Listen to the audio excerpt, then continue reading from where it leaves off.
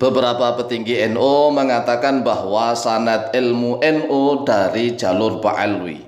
Jika membatalkan nasab para habaib Ba'alwi, maka berarti merusak ilmu dan akidah seluruh warga NU. Ini adalah kata-kata yang sangat keterlaluan. Mana ada sanad ilmu NU semuanya berjalur dari Ba'alwi? Enggak ada. Kalau seandainya toh ada, enggak lebih dari 2%. Catat nih, kalau seandainya ada, maka tidak lebih dari 2% sanad para pendiri NU yang berjalur sampai ke Ba'alwi.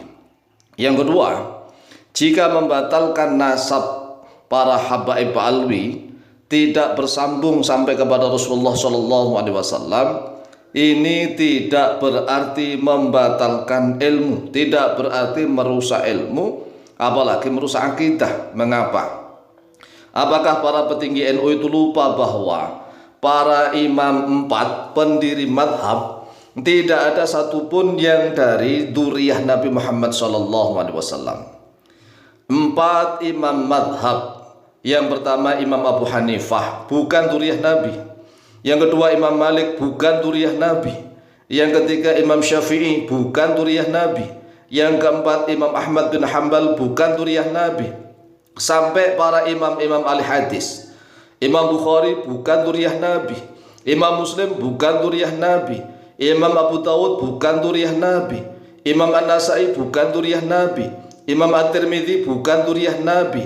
Imam Ibnu Majah bukan dzurriyyah Nabi. Bahkan sampai para imam penulis hadis kitab seperti Al-Mu'jam Imam At-Tabarani bukan dzurriyyah Nabi. Imam Al-Baihaqi bukan dzurriyyah Nabi. Imam Al-Hakim bukan dzurriyyah Nabi. Semuanya itu sah ilmunya sampai kepada kita. Akidah kita juga sah. Jangan keterlaluan wahai para petinggi NU. Jangan keterlaluan, jangan ketakutan yang berlebihan sehingga menakut-nakuti warga NU sendiri dengan mengatakan bahwa jika membatalkan nasab para habaib Ba'alwi maka rusak seluruh bangunan akidah, bangunan ilmu dan segalanya. Masya Allah, ini sangat keterlaluan.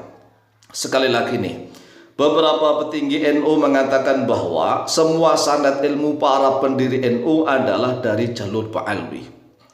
Apabila membatalkan nasab para habaib Ba'alwi, maka rusak semua ilmu dan akidah NU.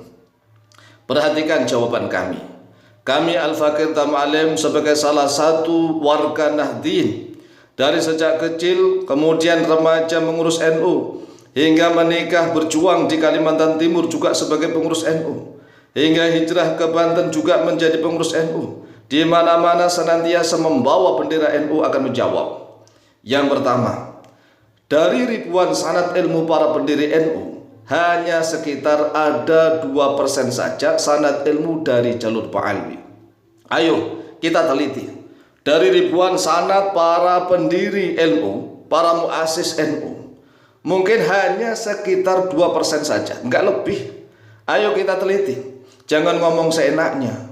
Katanya bahwa semua sanad ilmu dari Nahdlatul Ulama, para muassis pendiri Nahdlatul Ulama adalah berjalur ke Sadah Ba'alwi. Kata siapa? Jangan ngarang. Jangan ngarang, jangan ketakutan berlebihan. Jangan ngembik-ngembik ngatok berlebihan. Ayo kita tunjukkan, kita cerdaskan umat kita, terutama warga Nahdien dan Nahdiyat.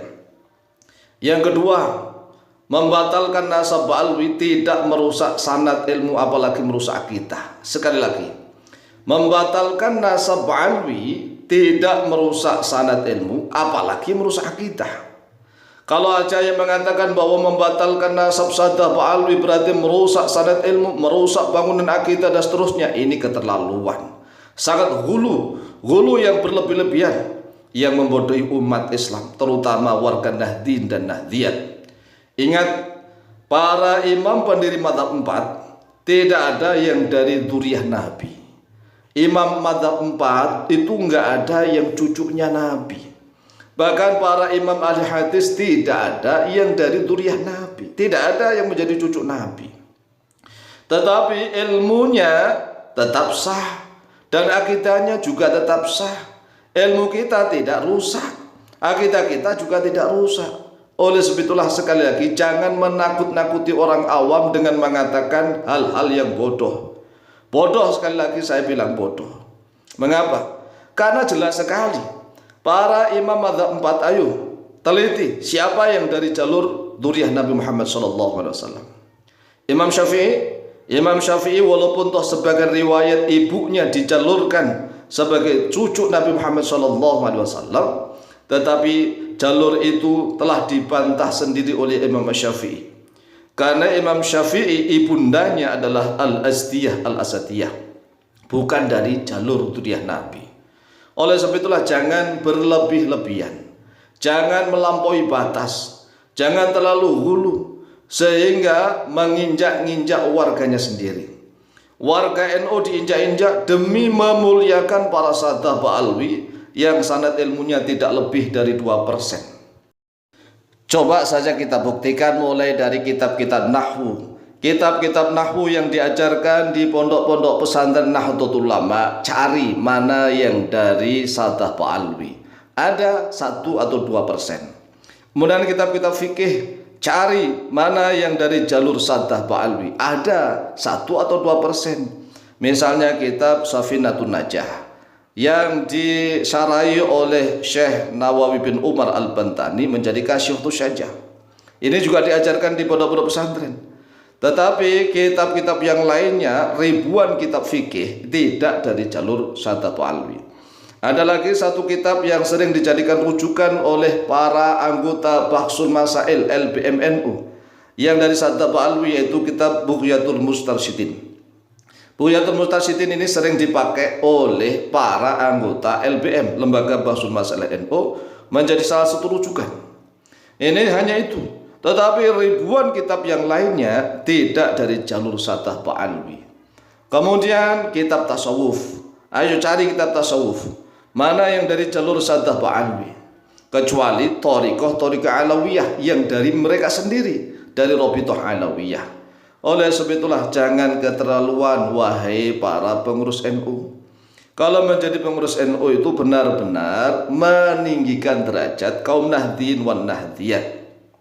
Jangan malah terbalik. Demi para imigran Yaman di Indonesia, kita ngembik-ngembik, ngatok-ngatok pada mereka. Dengan cara apa? Menginjak-injak warga sendiri. Bahkan warganya diinjak-injak, teriak, pura-pura nggak dengar. Ini mental inlander. Oleh sebab itulah mari seluruh pengurus NU dan seluruh warga Nahdliyin wan Nahdliyat bangkit bersama-sama. Kita jayakan Indonesia menjadi negara yang maju dan religius. Demikian, semoga manfaat. Wallahu ta'ala a'lamu bishawab.